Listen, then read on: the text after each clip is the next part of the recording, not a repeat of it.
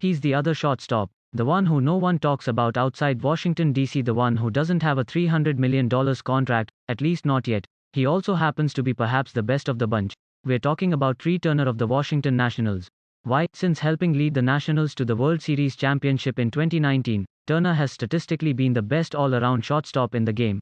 Turner led all shortstops since the start of last season with a .326 batting average, .382 on-base percentage, .580 slugging percentage, stolen bases 17, weighted runs created 155, and WAR 3.9 through Friday, according to Fangraphs. His defense also has been sensational this year, tied for first among all shortstops with 5 defensive runs saved, after making 9 errors in 59 games a year ago with a -5 DRS. He's the most valuable guy we have, Nationals GM Mike Rizzo says. People talk about Juan Soto, but if Soto goes down, we've got other outfielders.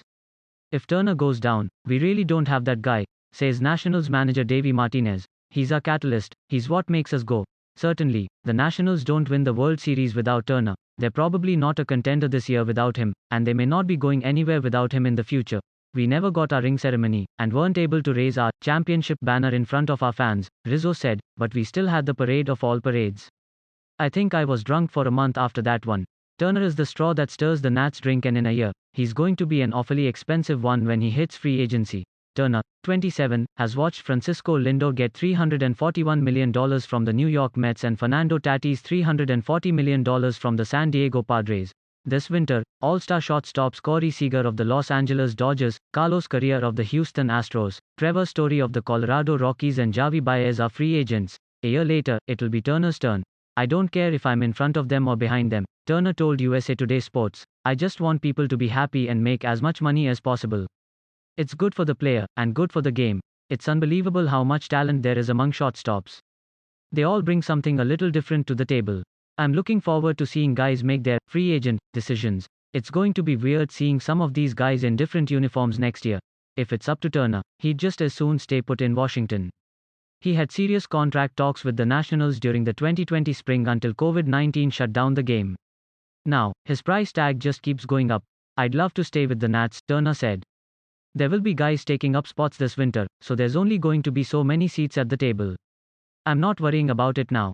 I live my life day to day. The Nats are expected to resume contract talks this winter, making sure that Turner never sniffs free agency. We had some momentum when we were exchanging proposals on a long-term deal before COVID hit, Rizzo said. But we will talk again. We'd love to get him locked up. He and Soto are our priorities. We will make every effort to get it done. It's unknown exactly what it will take to sign Turner, but after seeing what transpires this winter in the shortstop free agent class, the Nationals should have a good idea, if they don't already after seeing the Lindor and Tatis contracts. I don't know if that will help us or hurt us, Rizzo says, but it certainly gives us a feeling what will transpire. Turner, who can simply sit back and watch what develops in the free agent class, is certainly making his own case to be the next $300 million player.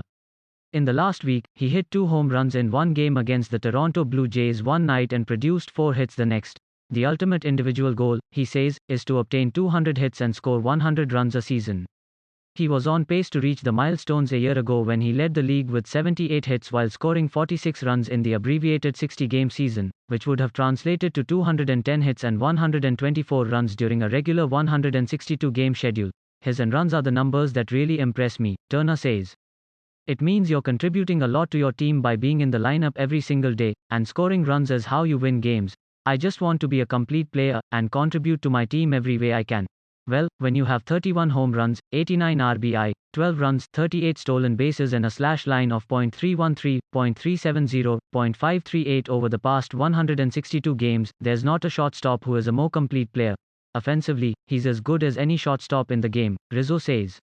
He creates havoc where he can drive in runs, score runs, hit with power, be on the top of the lineup, be in the middle, and is also the best base runner in the league. I don't like to compare him to anyone, but all I know is that he's a terrific all-around player.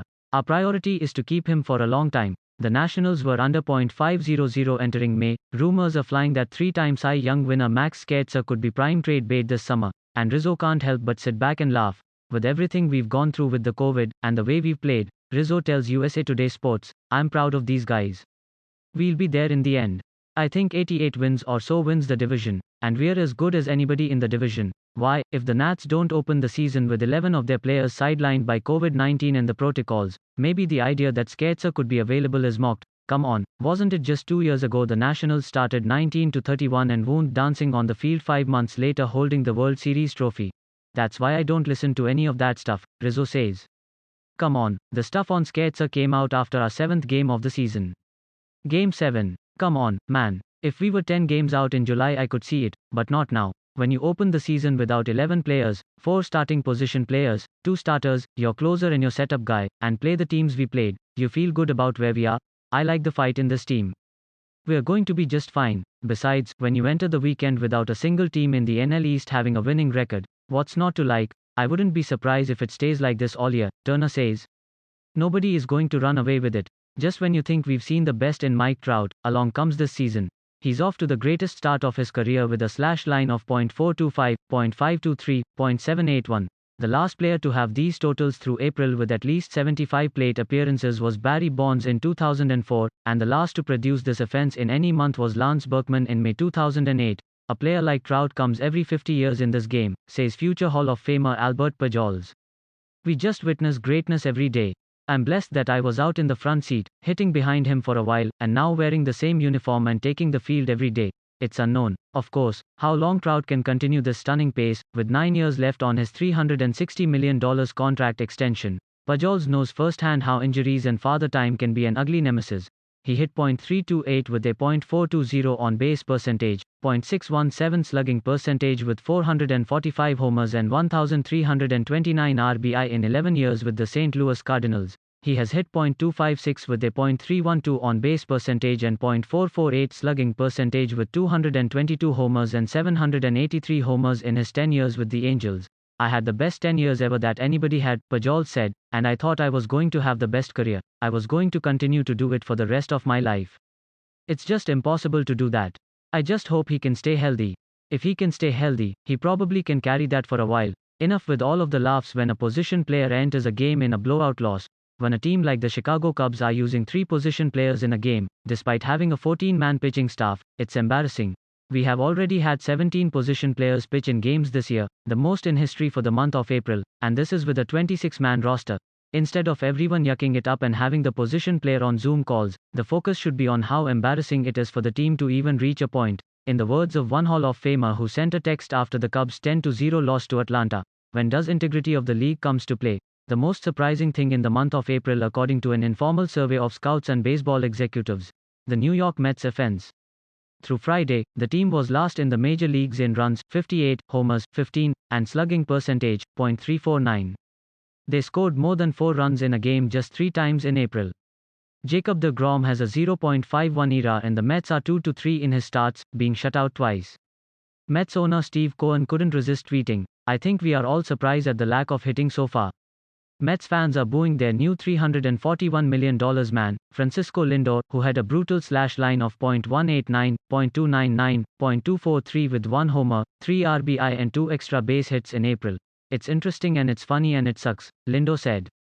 "It doesn't feel right, for sure.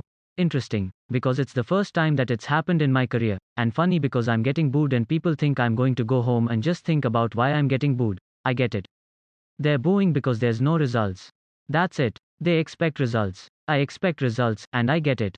It's part of the job. I just hope they cheer and jump on the field when I start hitting home runs and when I start helping the team on a daily basis a lot more than I'm doing right now."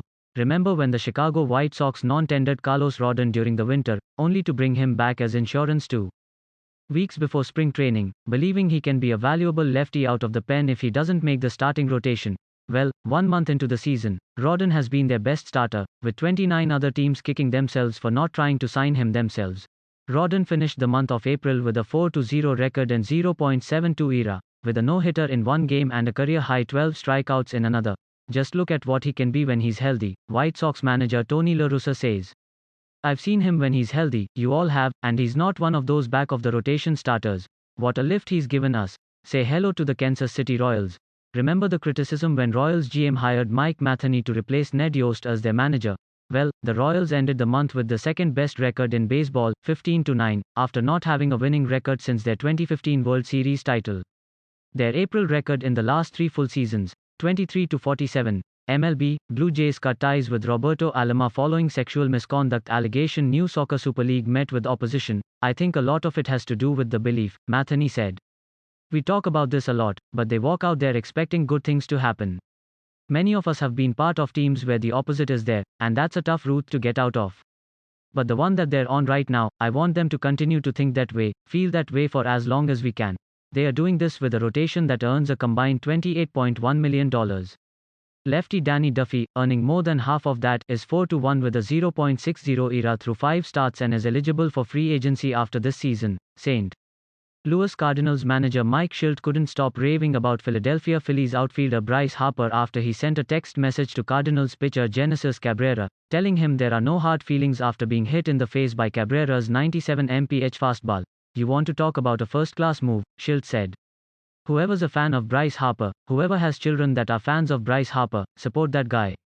Because what he sent over in a message today was completely a class act, said Harper, who prayed for Cabrera. I just wanted to make sure he's okay because he's going to be a successful pitcher in this league for a long time. He's got really good stuff.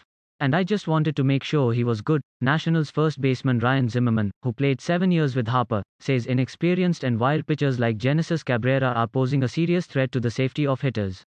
San Diego Padres reliever Austin Adams has already hit 5 batters in just 7 1/3 innings this season. The thing with the game now is all these guys throw 95 to 100 and half of them don't know where it's going or know how to pitch, he told a Washington sports talk radio show. You see, these teams just call up these guys that throw 95 or 100 miles per hour and the team doesn't really care.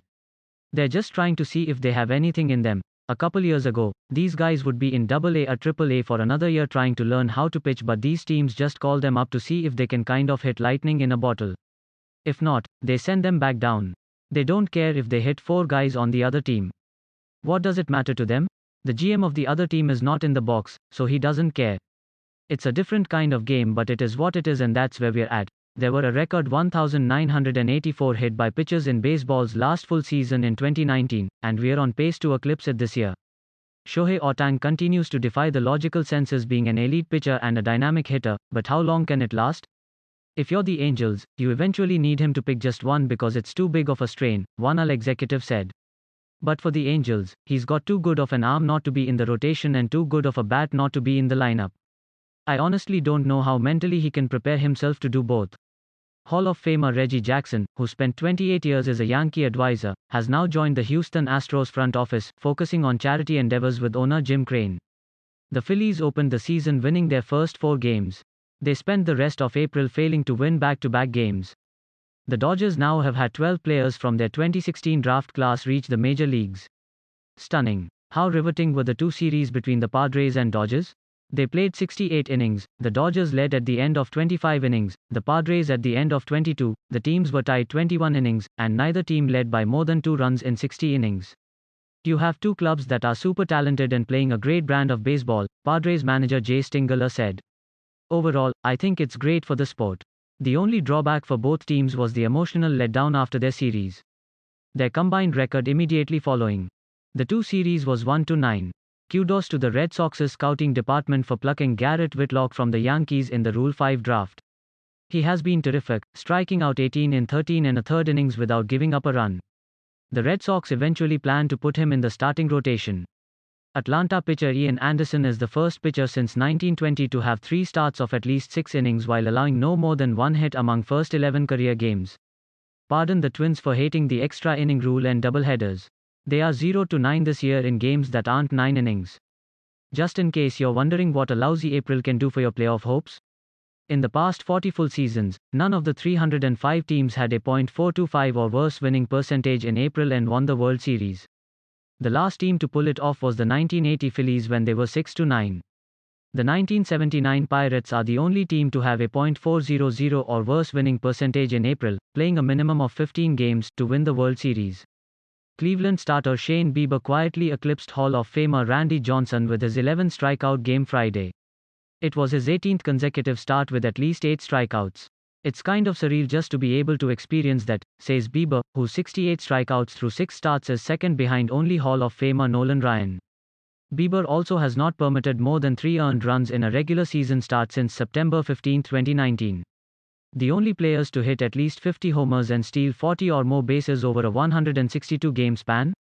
Barry Bonds, 1993 to 1995, and Atlanta's Ronald Acuna Jr., 2019 to 2021.